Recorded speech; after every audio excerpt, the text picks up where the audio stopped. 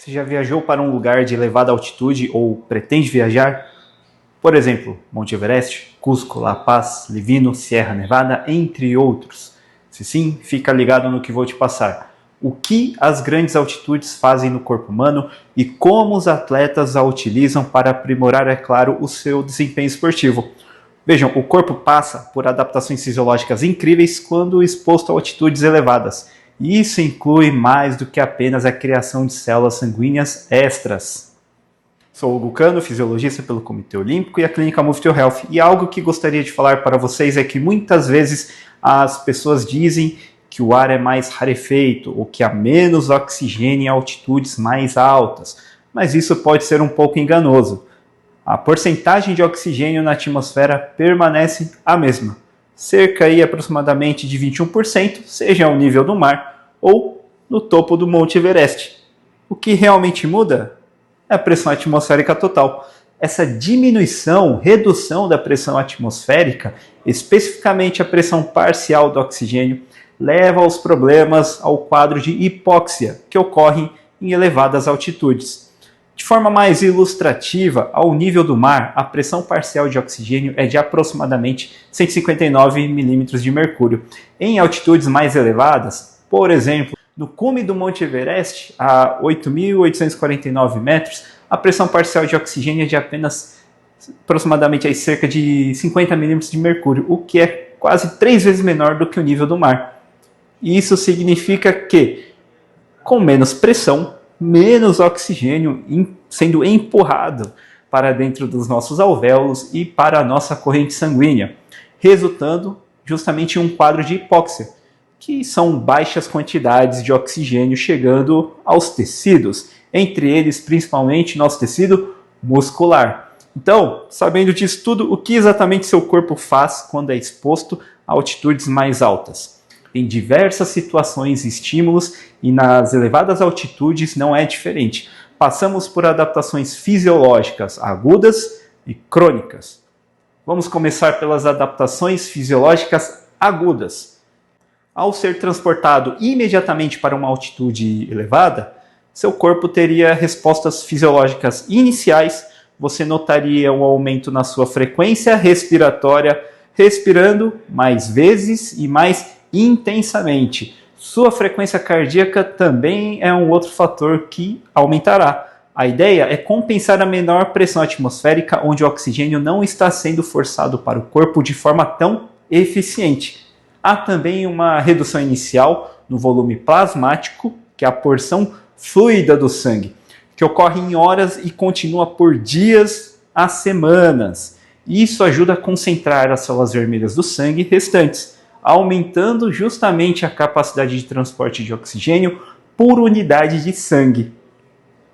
Com o tempo, se a exposição à altitude elevada for mantida, o corpo desenvolve outras adaptações ao longo prazo, crônicas.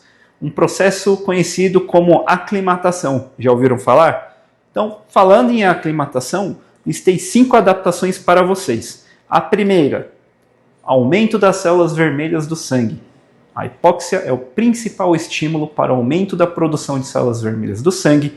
Os rins secretam um hormônio chamado eritropoietina, ou EPO, vocês já devem ter ouvido falar sobre ela, que estimula a medula óssea a produzir mais células vermelhas, melhorando a capacidade de transporte de oxigênio do sangue. Segundo, aumento do volume sanguíneo total.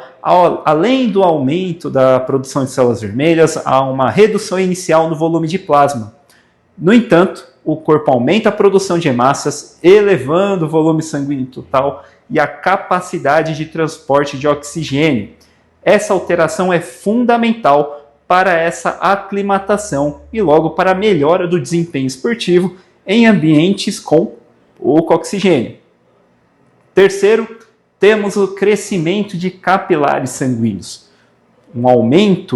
Um crescimento de mais capilares nos tecidos em todo o corpo, o que permite maior aporte de oxigênio, que seja entregue aí aos músculos, principalmente nesse caso, em funcionamento. O quarto, aumento de mitocôndrias e enzimas glicolíticas. Vejam no nível celular ao aumento no número de mitocôndrias que utilizam oxigênio para justamente gerar energia, e as enzimas glicolíticas que melhoram o sistema de energia anaeróbica, produzindo ATP sem oxigênio. Quinto, ajuste da ventilação. Inicialmente a ventilação alveolar aumenta para tentar trazer mais oxigênio. No entanto, essa hiperventilação pode levar à perda excessiva de CO2, causando um quadro de alcalose respiratória e potencialmente diminuindo a capacidade de ventilação. Os rins, nesse caso, ajudam a compensar isso, excretando bicarbonato e retendo prótons para normalizar o pH, permitindo uma ventilação mais eficaz nessas condições, nesse ambiente. E quando lidamos com treinamento em altitude para performance atlética, desempenho atlético, profissionais e até atletas recreativos sérios treinam em altitudes elevadas na esperança de melhorar essas adaptações fisiológicas, especialmente colocamos aí esportes de resistência como um ciclismo, corrida de longa distância, natação, entre outras modalidades com essas características. E surgem então duas perguntas quando lidamos com atletas de alto desempenho nesses ambientes. Quão alto e por quanto tempo? Quão alto? Qual é a altura ideal? Muitos especialistas afirmam que cerca de 2.100, 2.200 metros, equivalente a 7.000 pés, é um bom ponto de partida. É alto o suficiente para estimular adaptações, mas não tão alto a ponto de causar problemas graves à saúde, como, por exemplo, o mal da montanha, que muitas pessoas são acometidas por elas em altitudes mais elevadas. E duração, o tempo, embora o corpo comece a produzir eritropoetina quase imediatamente, leva-se um certo tempo para construir células vermelhas suficientes e demais adaptações fisiológicas. A maioria dos especialistas recomendam ficar pelo menos 3 a 4 semanas em altitudes elevadas para obter, de fato, melhorias de desempenho significativas, sendo de 4 a 6 semanas sendo o mais ideal. E os protocolos de treinamento nesses locais? O primeiro, viver alto, treinar alto, ou live high, train high. Temos pontos positivos, como o atleta estaria constantemente exposto a condições hipóxicas e todos os aspectos da vida, incluindo sono, exercício, recuperação, todos eles são feitos em altitudes mais elevadas, o que pode levar a adaptações fisiológicas mais abrangentes. Por outro lado, como pontos negativos, devido à menor disponibilidade de oxigênio, pode ser desafiador manter intensidades de treinamento mais altas, limitando a qualidade desses treinos.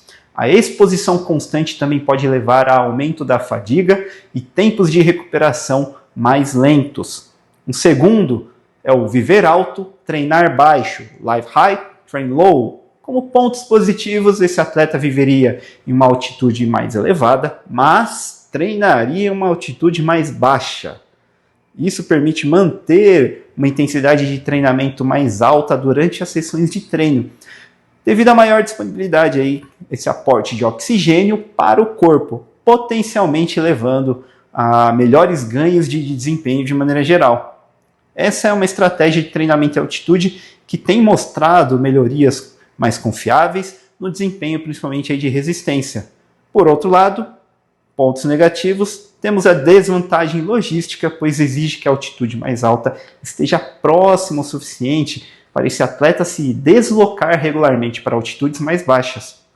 Isso demanda não só tempo, mas também dinheiro. Além disso, o tempo gasto em condições hipóxicas é menor do que o anterior, o live high, train high. Então, alguns atletas combinam o melhor dos dois mundos, vivendo em uma altitude média, cerca de 2.000 metros, e treinando em altitudes mais baixas para sessões de treino de alta intensidade, enquanto ainda realizam alguns treinos em altitude elevada, de menor intensidade, para tentar estimular aí o ambiente de maior altitude e ter todas essas adaptações fisiológicas de maneira mais rápida e eficiente. Quanto ao treinamento em altitudes elevadas, quanto que ele pode melhorar o desempenho atlético? Para atletas competitivos, os dados mostram uma melhora no desempenho de resistência que varia de 2 a 5%. Atletas altamente treinados podem visualizar aí ter uma melhora de 1 a 2%. Embora 2 a 5% possa aparentemente não parecer muito, vou dar alguns exemplos. Na natação, se pegarmos, por exemplo, uma prova de 1.500 metros livres feminino, o tempo é em torno de 16 minutos e 1 segundo. 1% reduz 9,6 segundos. 2%, 19 segundos. Uma diferença notável. No entanto, o treinamento em altitude deve ser visto como um complemento. Ele não é um substituto definitivo e completo para um plano de treinamento consistente e eficaz. Falando em simulação, é importante notar que nem todas as tecnologias são iguais. Falamos dessa simulação no ambiente natural, mas temos também tecnologias que tentam mimetizar isso. Equipamentos como barracas hipóxicas de fato recriam o ambiente. No entanto, temos também as máscaras de treinamento populares em academias, mas que as pessoas acham, mas não simulam altitude. Elas apenas restringem o fluxo de ar, o que serve para fortalecer as musculaturas envolvidas nas vias aéreas superiores, mas não geram as mesmas adaptações fisiológicas que um treino real em altitude. A boa notícia é que temos uma evolução significativa da tecnologia. Hoje temos, por exemplo, geradores de ar hipóxico portáteis, até as câmaras hipobáricas com uma excelente fidelidade que transformam salas inteiras em ambientes de montanha. Para esse vídeo não ficar longo demais, farei um outro vídeo falando justamente sobre cada um desses equipamentos e acessórios que buscam simular elevadas altitudes. Fiquem ligados. Por fim, o treinamento em elevada altitude é uma ferramenta poderosa, sim, para atletas que buscam otimizar o seu desempenho e resistência, aproveitando as notáveis adaptações do corpo a essas condições hipóxicas, com um planejamento cuidadoso e essa aclimatação adequada, é possível dar esse upgrade no nível de performance para justamente almejar o pódio.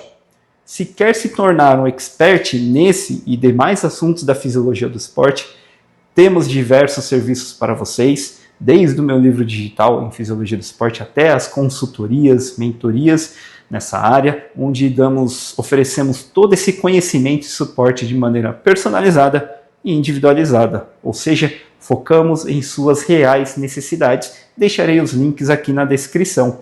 E seguem também 2 vídeos relacionados a esse ganho de aptidão cardiorrespiratória para vocês se aprofundarem ainda mais, ok? Tamo junto, pessoal. Abraços, até a próxima.